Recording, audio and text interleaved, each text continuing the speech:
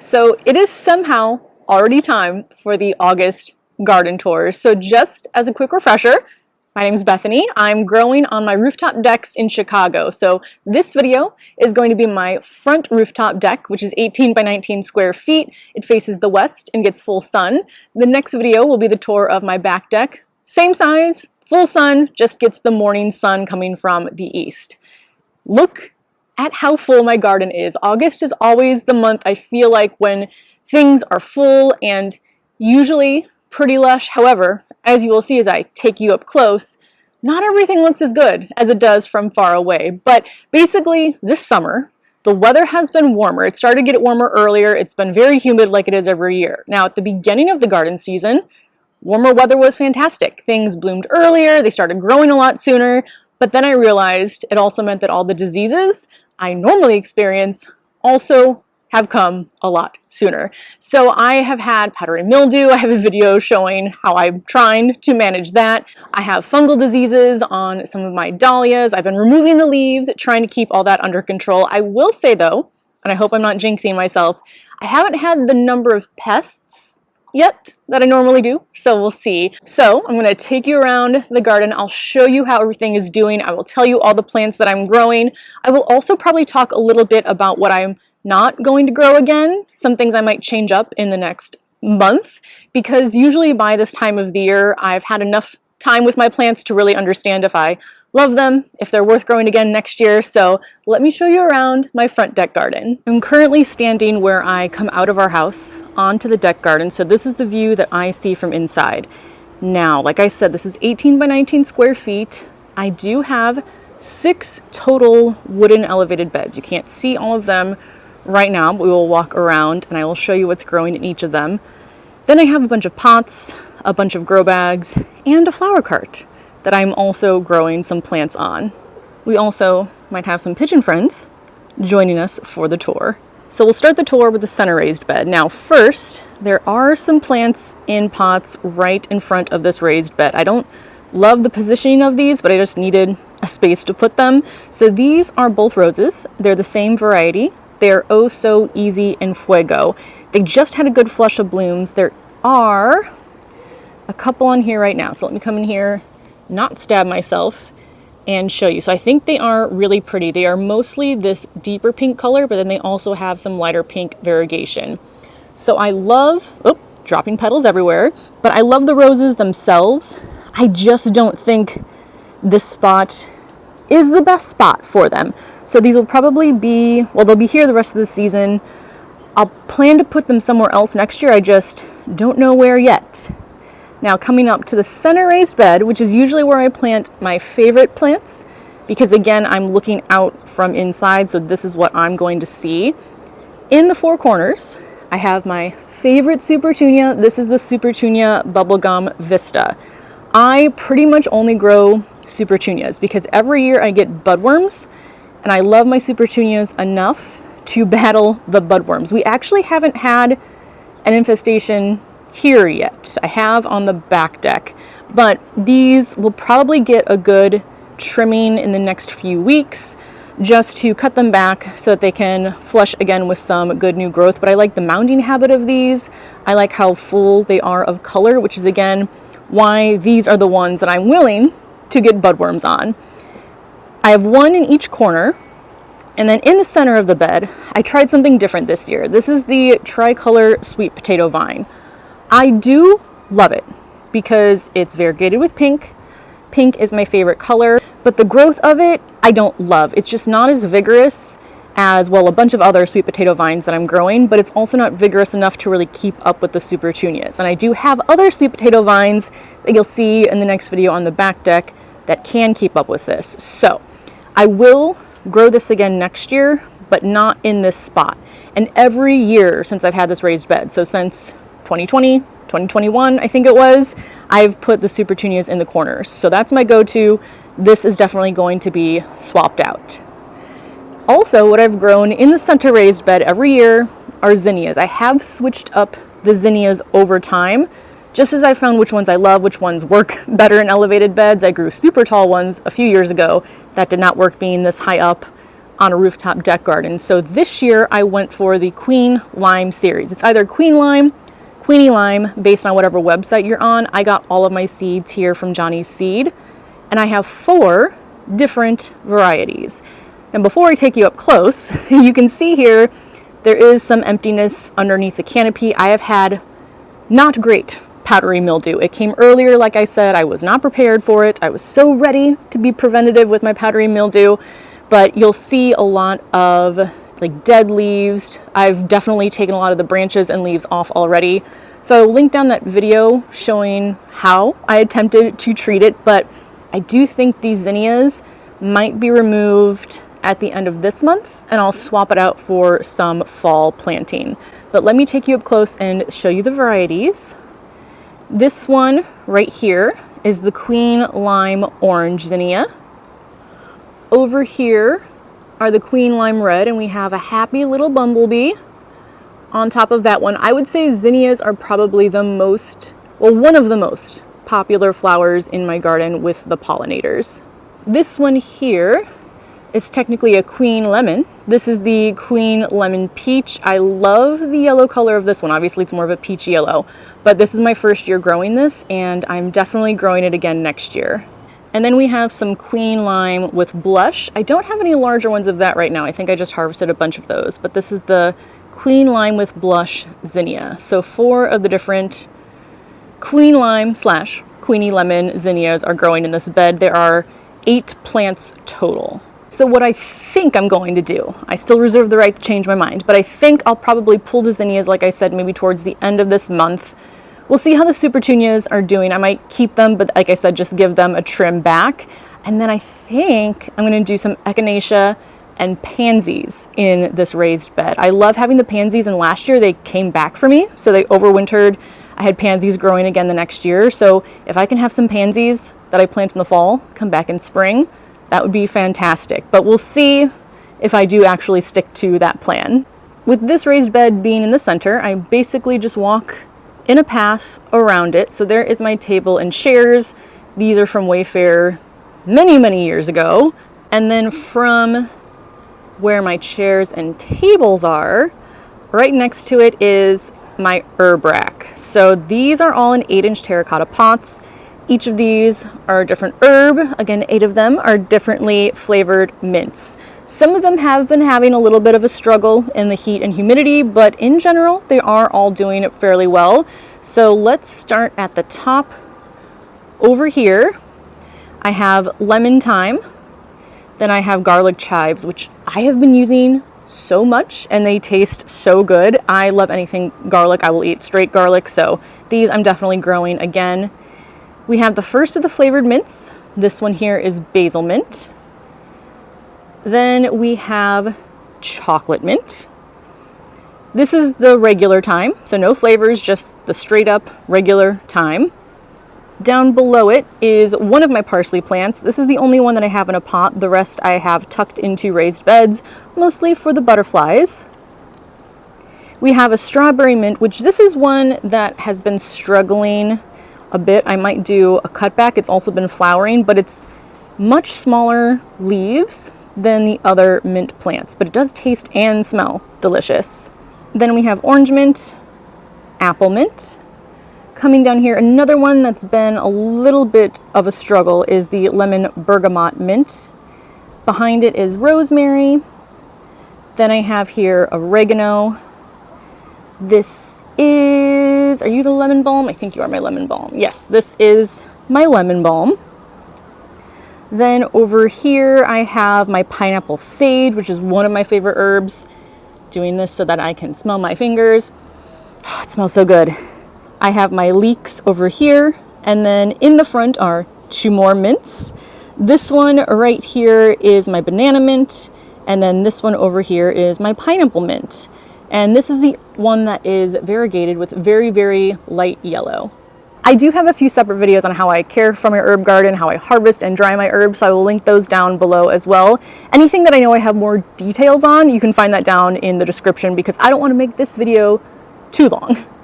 Right next to the door when you come out is my flower cart, which is one of the favorite things that I've added to my garden. So this flower cart was from Deer Park Ironworks. I know they sell it on Walmart. I'm pretty sure they sell it on Home Depot.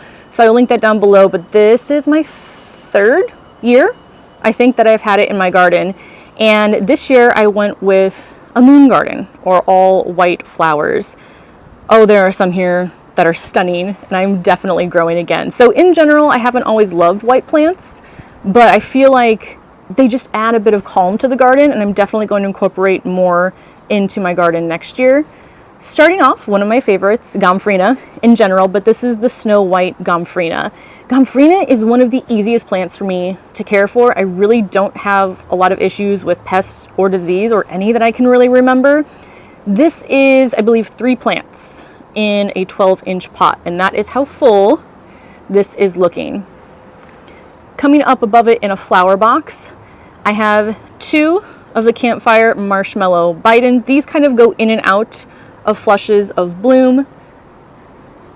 And then in between, I have 3 Silver Falls dichondra, which I probably need to do a little bit of a trim because they are covering the angel wing Senecio, so I will add that to my to-do list. But I love how this looks. I really love the trailing plants on this cart. Honestly, I probably didn't need to put any plants on the lower shelf because they're covered anyway, but I also use this cart for storage. So I can put my watering cans up here, I can tuck pots underneath there, and the trailing vines help to hide that all so that you don't see them when you're just looking into the garden. In this pot down here in front, I have the same combination of plants. So I have 2, I think, 2 of the campfire marshmallow bidens, 1 of the Silver Falls dichondra. Right next to it is an evergreen. This is berry box paracamelys.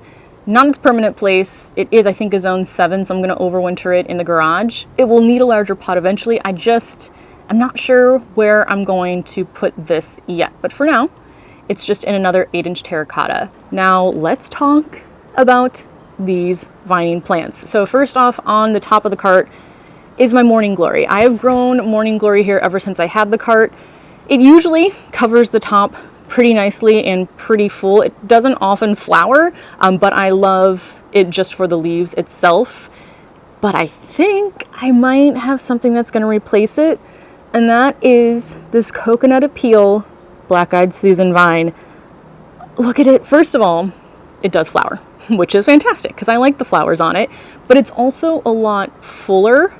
Like the leaf canopy is much more dense as it's climbing up, so it doesn't feel like it climbs as quickly, but it does still climb. It's just now getting onto the roof of the flower cart, but I love the density of it, so I might be replacing my morning glory. Now let me talk a little bit about why this morning glory canopy isn't as thick this year. This is the pot the morning glory is in. I also threw in one of the floret celosias because if there is extra space, I will shove a plant in it. But for some reason, I don't know if there is a dip in the gutter or not, but when we have very, very, very heavy rains, which luckily isn't too often, I mean like torrential downpour of rain, I forgot that this was in the spot, which I've now shifted it over a little bit, but this was in the spot where a bunch of water pours into it. So I think there were some issues, and this was earlier on in the season, I think there were some issues with lack of oxygen in the soil, a little bit of root rot, so it's definitely not as full as normal,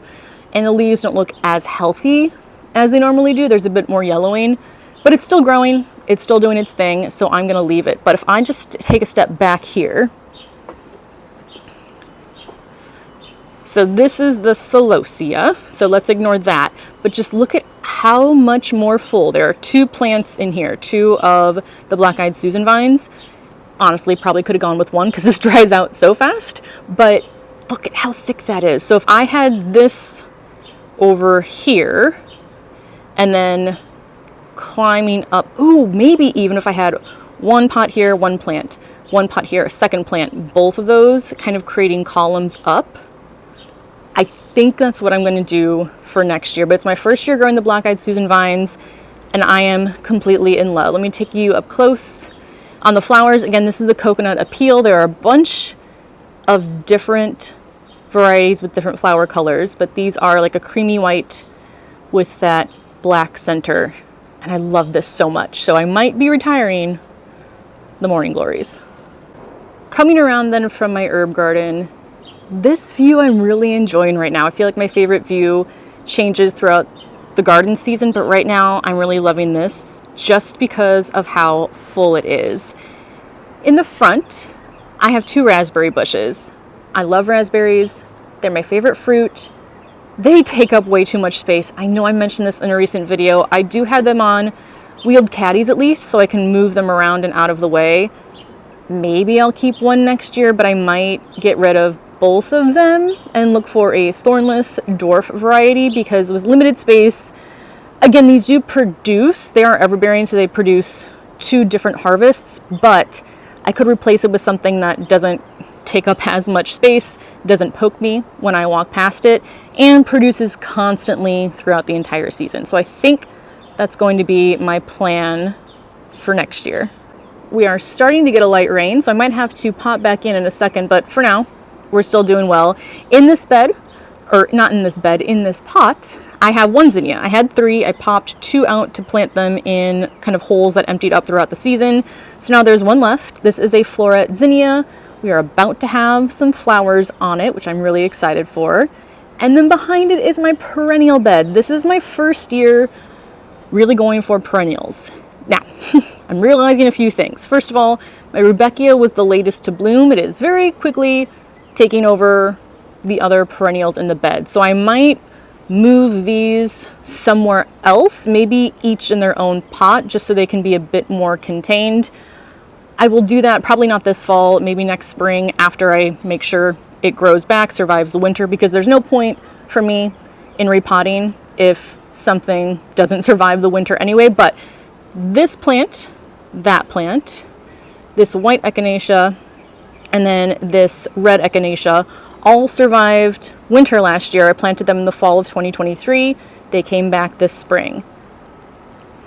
What also survived was this, what looks like a common milkweed, but I really cannot remember purchasing or planting milkweed. But look at how good this is doing. Now, I don't think this is common milkweed, because that really does spread. I don't know if it's going to flower this year, probably not.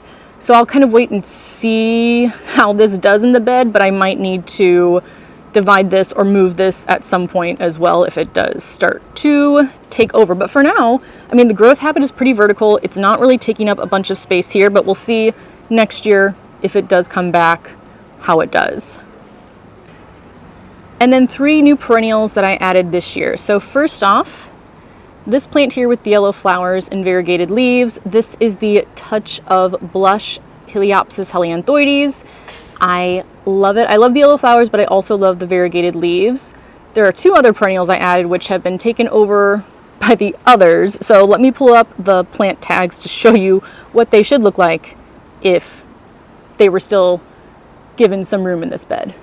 First up is what still is one of my favorites, but again, this rudbeckia is kind of taking over, but it is the Totally Stoked Riptide Stokesia laevis.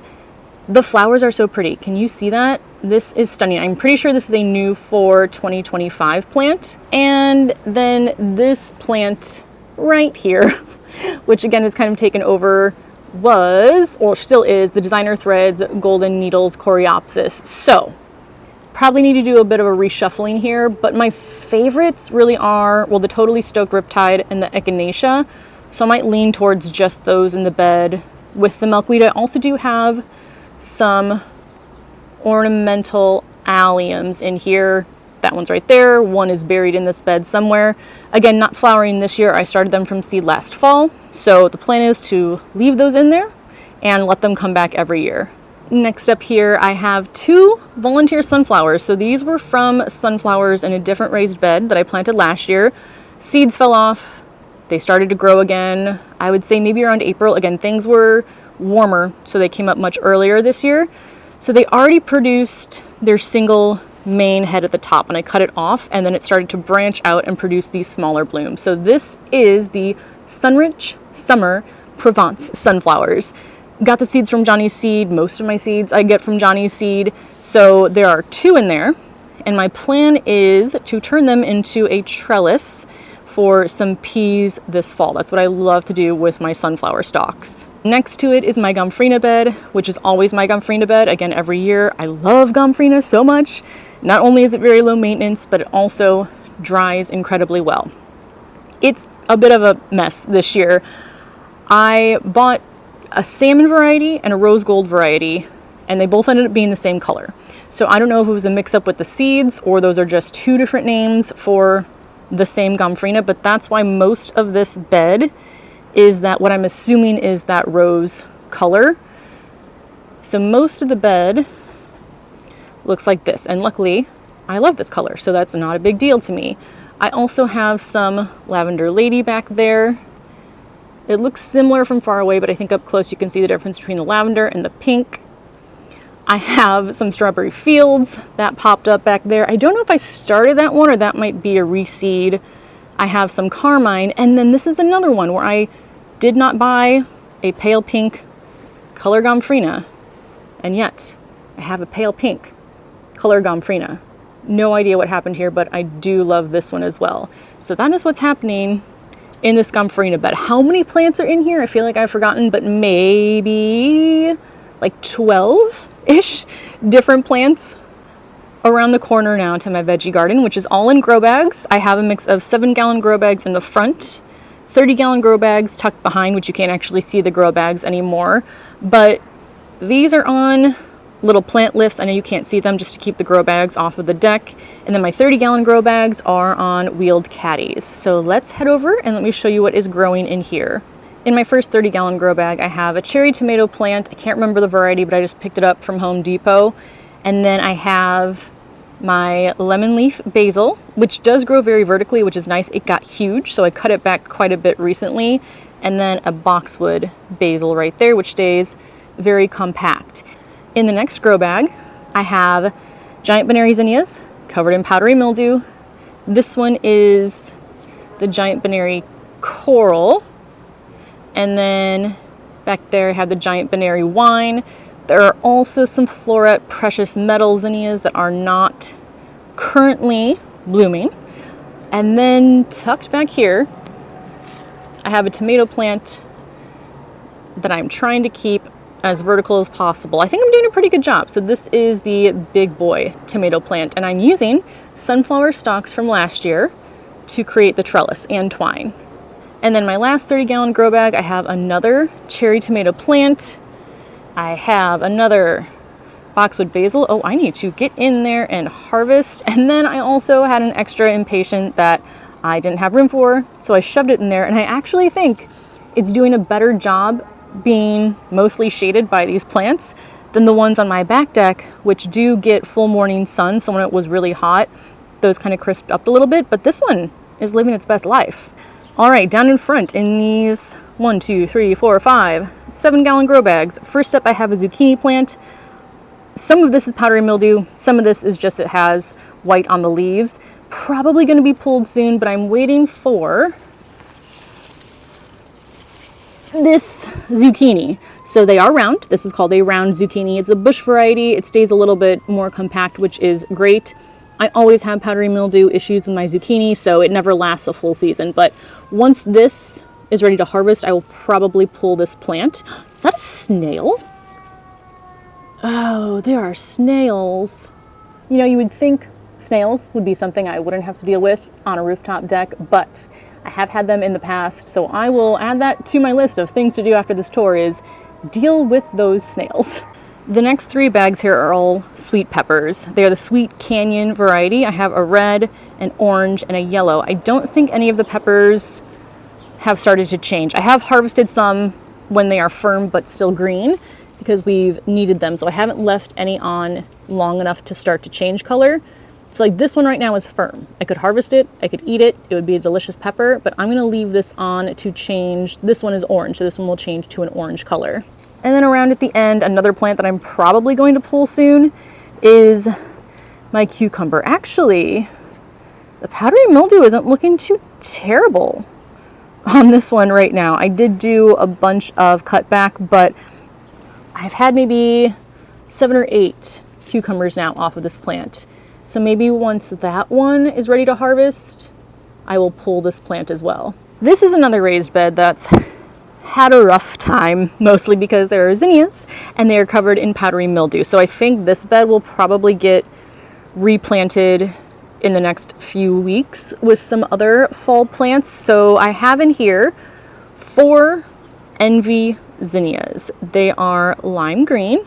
Let's come up close and also take a look at this bee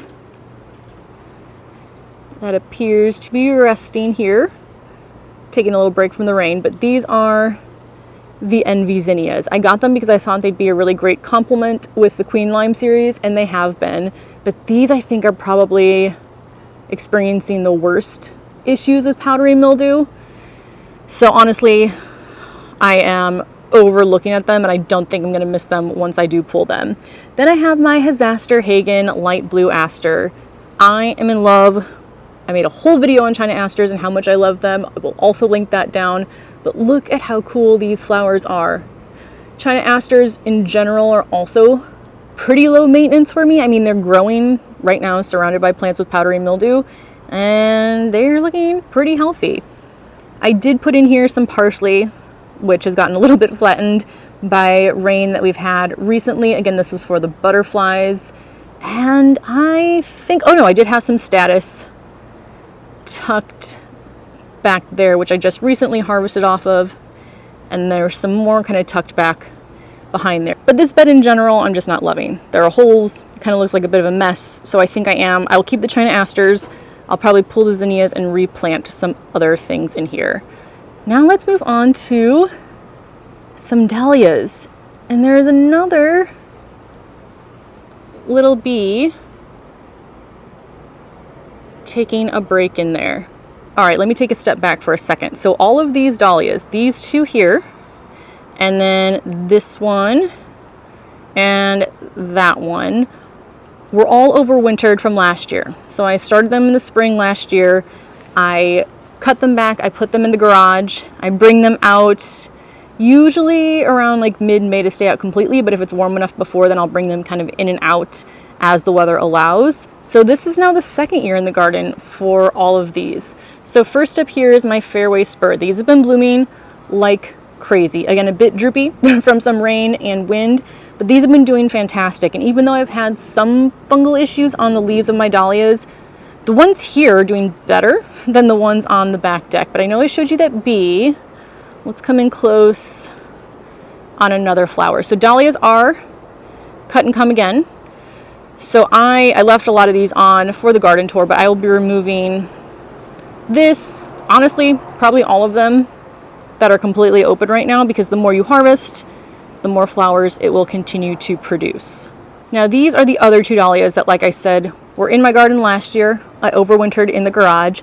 They didn't take off as quickly as my fairway spurs, and they actually haven't produced a full flower yet. One is very close, but I don't know the variety of this one, because when I bought it, it was either supposed to be fairway spur, no, not fairway spur, it was either supposed to be Otto's Thrill or Penhill Watermelon, but when it opened up last year, it was a deep red, which neither of those are. So this one though should be coming soon, which is very exciting. So this is the same one as that dahlia. I have a miniature peach tree. This is the Honey Babe miniature peach. I will be getting a permanent spot for that soon. Oh, and then I did start another zucchini plant, which when I pull the one that's over there, I'm going to pot this one up in the grow bag to replace it. Now let's take a look at this bed. This is my lowest of the raised beds. I think it's 17 inches off the ground, which actually comes in handy. So I like my taller ones because I can just stand and harvest. These though work really well for taller flowers. So I have up here the Sunrich Summer Provence sunflower. I'll show you the heads in just a second. They are facing to the east like they always do. But these are the ones that I sowed myself this year. So these are the ones that self-seeded. They bloomed probably about a month ago, I would say, is when they had their first bloom. So they self-seeded, came up on their own. These I seeded myself in, I think around, again, late May, maybe early June. So they are just starting to open and I'm so excited. But below that, I also have some pretty things. I first have the Mazurkia Zinnia, which, yes, does have powdery mildew. I've ended up loving these a lot more than I thought. When I ordered them, they looked more like candy cane, like red and white, but they are a deep pink and a light pink. Again, my favorite color. I'm in love. But something else that I'm in love with, which is new for me this year, are these double majorette champagne hollyhocks. I got these seeds from Eric and Christopher, Grow For Me Gardening.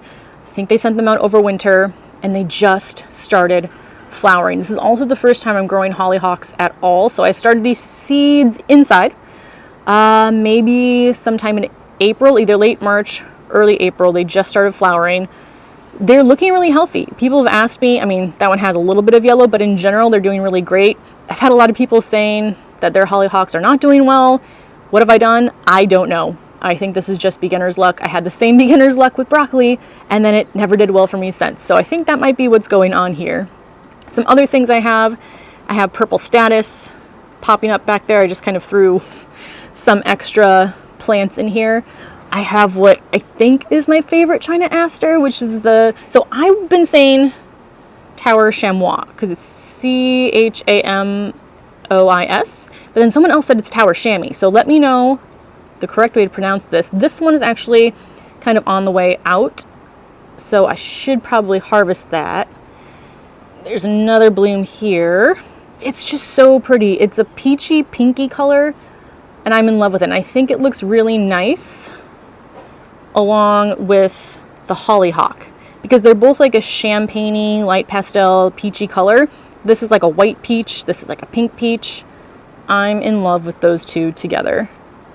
Now this is the view where you can see the sunflowers.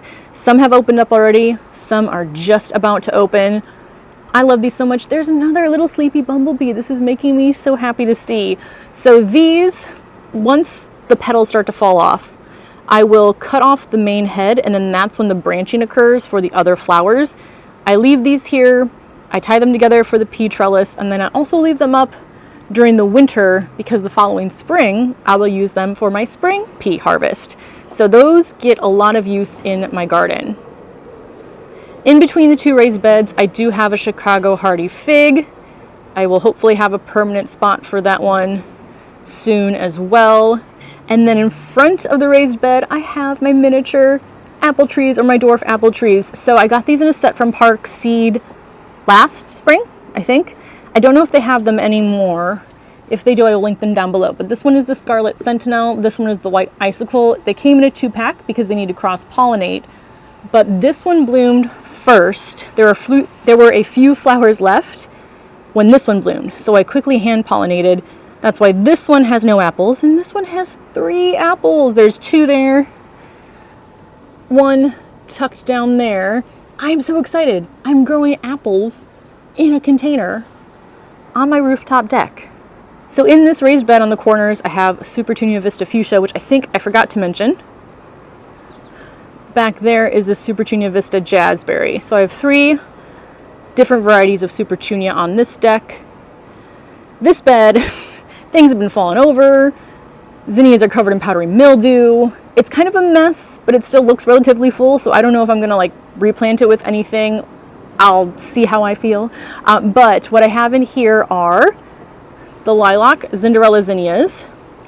I like these. I don't love them. I don't think I'm going to grow them again next year. I would rather have more zinnia varieties that I love. They're just not as full as the other flowers on like the Queen Lime or the Envy zinnias.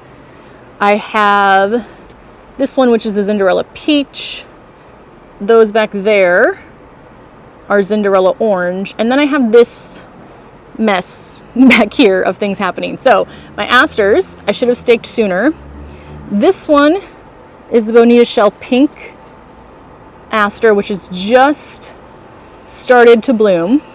I have what should have been the Caprose Pizzazz Dahlia, but I don't think that was supposed to be purple, and that one is purple with hints of white. And then I also have what is just starting to open up here is my king size apricot asters, but I have some out back, and these look a little bit more yellow than the ones out back, so I don't know, but this has been an interesting bed. Oh, and then I almost forgot the most interesting part, this other sunflower, which seeded itself here. I mean, it's been holding up so far, so it's in a tall raised bed. You can see the difference. So same sunflower as these, but the beds are very different heights, so you can see how much taller this one is ending up above the wall. But again, so far it hasn't fallen over. I'm not staking it, so we'll see what happens if we get any strong winds, but I'm just letting that do its thing. And that is everything that is growing on my front deck this year.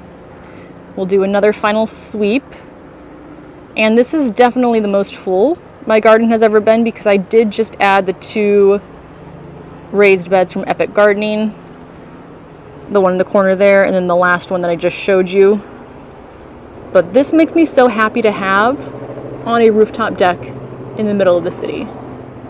So that is going to be everything for this video, the August tour of my front deck garden. September, a lot of these plants will still be here, some will be swapped out, and then after that, that's kind of when our season starts to trail off. October, usually our last frost date is somewhere late October, early November. But this just makes my heart happy to be able to come out to every morning. So I do have previous month's tours. I will link that playlist down. I have previous years tours that I will also link down. There'll be a bunch of information down there. And then if what you're looking for isn't down there, let me know in the comments and I will find it for you. But this is my front deck. And the next video, make sure you subscribe so you can see how my back deck looks, because that might be my favorite of the 2. Not that I'm playing favorites, although this one, now that it's in full bloom, it has really been stealing my heart. So thank you so much for watching, and I will see you in the next video. Bye.